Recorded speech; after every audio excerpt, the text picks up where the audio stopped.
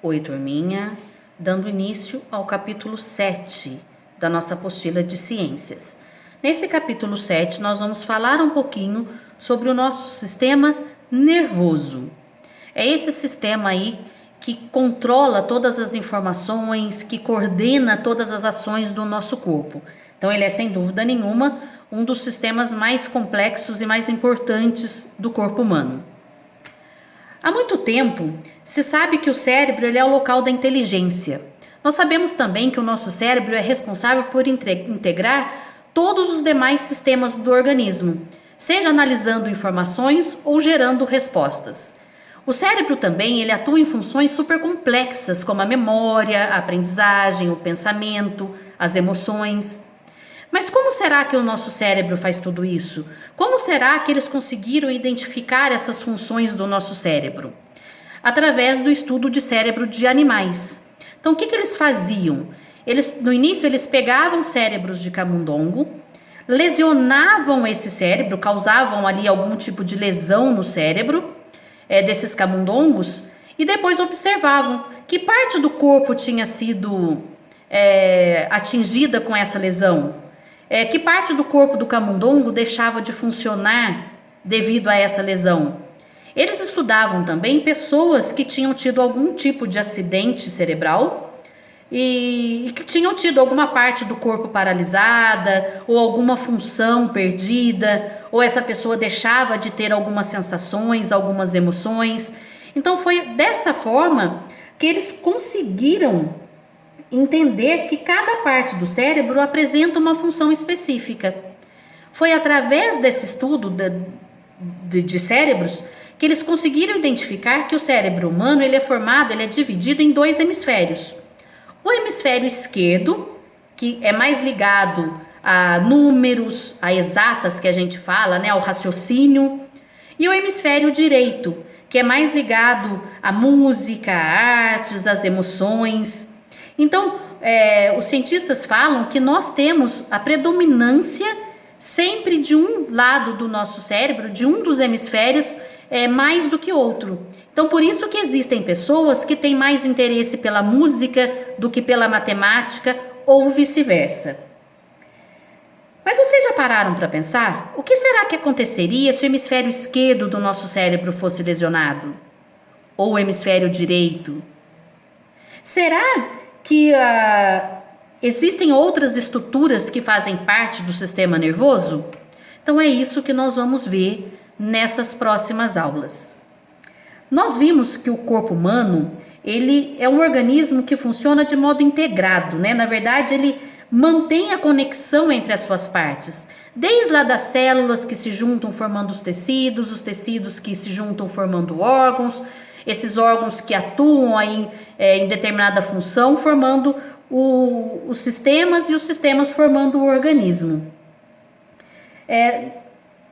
Isso acontece também com o sistema nervoso, mas diferente da maioria dos outros sistemas, as funções do sistema nervoso incluem integrar todas as outras partes do corpo. É ele que comanda todas as outras funções do nosso corpo.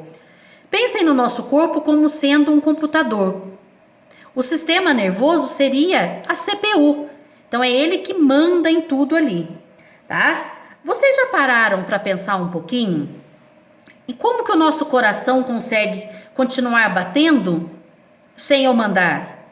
Ou o que eu estou ouvindo nesse momento? Como que eu consigo perceber o que eu estou ouvindo? Ou o que eu estou pensando? Como eu consigo identificar se eu estou com sede ou se eu estou com vontade de urinar? Que tipo de reação eu tenho quando eu recebo uma notícia boa ou uma notícia ruim? Esses são só alguns exemplos de sensações e de ações que são coordenadas pelo nosso sistema nervoso. Então dá para perceber a complexidade dele.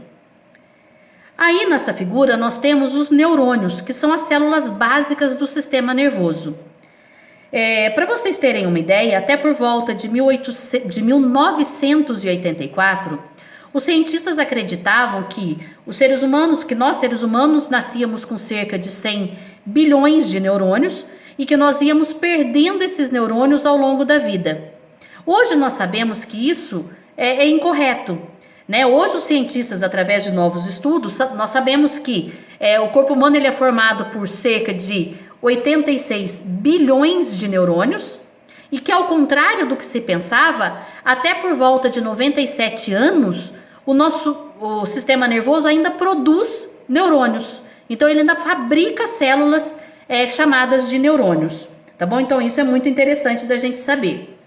O neurônio ele é formado basicamente pelo corpo celular, que é onde eu encontro o núcleo e as outras organelas citoplasmáticas, por esses filamentos aqui chamados de dendritos e por esse filamento mais longo chamado de axônio, tá? Nós vamos entender a função de cada uma dessas estruturas daqui a pouco. E o neurônio, ele vai passar as informações de um para o outro, através do que nós chamamos de impulsos nervosos. Nessa imagem aqui, então, mostrando o neurônio, aqui olha o corpo celular, então não é só o núcleo que eu tenho no corpo celular, não, eu também vou ter ribossomos, vou ter mitocôndrias, vou ter complexo golgiense, todas aquelas organelas que nós vimos, tá vendo? E aqui mostrando, então, esse impulso nervoso, aqui mostrando o trajeto do impulso nervoso, observem que ele se dá do dendrito, passando pelo corpo celular, para o axônio, tá? Nós vamos ver isso já com calma. Além dos neurônios, existem outras células do nosso sistema nervoso chamadas de células da glia, ou neuróglia, mas é mais comum a gente chamar de células da glia. Nessa imagem aqui do lado, dá para observar que, olha, aqui um neurônio, e aqui todos esses pontinhos aqui que são os núcleos, né, porque está com corante, das células da glia. Então nós temos células da glia chamada astrócitos, que vão sustentar e nutrir o neurônio. Nós temos os olidendrócitos, que vão formar o que nós chamamos de bainha de mielina, que é um envoltório ali no axônio do neurônio.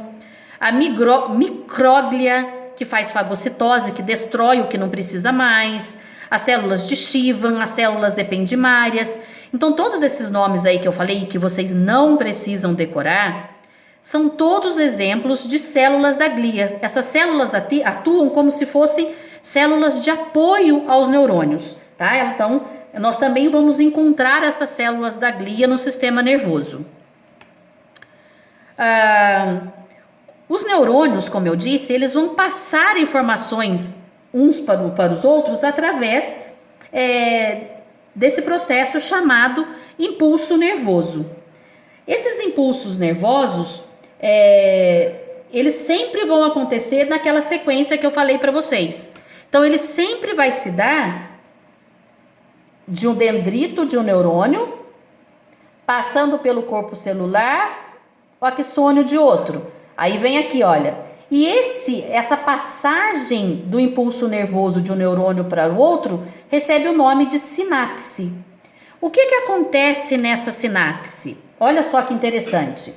Primeira coisa que é muito importante. O dendrito, a extremidade de um axônio, ela nunca se conecta diretamente à extremidade do dendrito. Entre elas, sempre vai existir esse espaço aqui, olha, chamado de fenda sináptica. Tá vendo? Aqui é como se fossem dois neurônios. Então, aqui é a extremidade do axônio de um e aqui é a extremidade do dendrito de outro.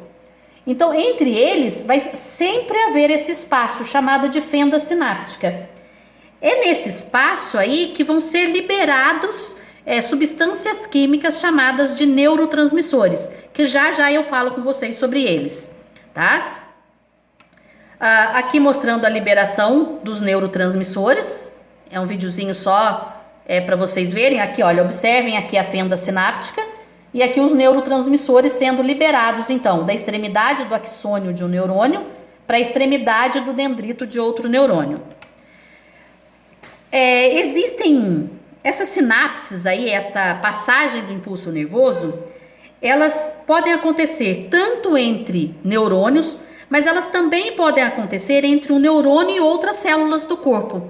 Nesse exemplo aqui, nós vemos o impulso nervoso sendo passado de um neurônio para uma célula muscular.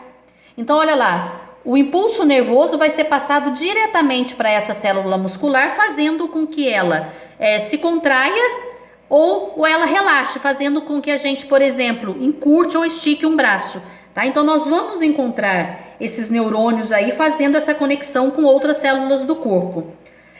Um único neurônio, ele pode fazer sinapses com milhares de neurônios, tá? Isso é muito importante.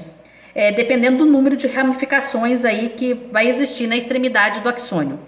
E também pode, como eu disse, fazer essa sinapse com uma célula muscular, por exemplo. Bom, eu falei agora há pouco sobre os neurotransmissores. O que são esses neurotransmissores aí? São substâncias que são produzidas e liberadas pelos neurônios. Cada neurônio é responsável por produzir um único tipo de neurotransmissor. Isso faz com que, por exemplo, a gente consiga ter essas sensações. Gente, essa é uma coisa também importante de dizer. Esse impulso nervoso, ele acontece de forma muito rápida. Para vocês terem uma ideia da distância, imaginem aí a distância de 100 metros, a distância de um campo de futebol. Feita em apenas um segundo. É esse o tempo que um neurônio leva para passar a informação para o outro. Então ele é muito rápido, tá? Então esse impulso nervoso aí, ele é feito de forma muito rápida. E nessa imagem aqui dá para nós observarmos alguns dos neurotransmissores, então dessas substâncias químicas que são produzidas e liberadas pelos neurônios. Então, por exemplo, quando eu estou no momento de euforia, de luta, ou quando eu quero fugir de alguma coisa, os meus neurônios vão produzir uma substância chamada adrenalina, que vão ser passadas por outros neurônios na sinapse, fazendo com que eu tenha aquela reação de fugir, por exemplo, tá? E acaba sendo aí uma defesa do organismo.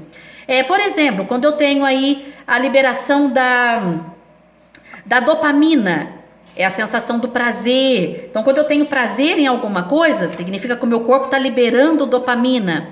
A serotonina está relacionada ao humor. Então, quando eu estou muito alegre, rindo muito, meu corpo está produzindo serotonina.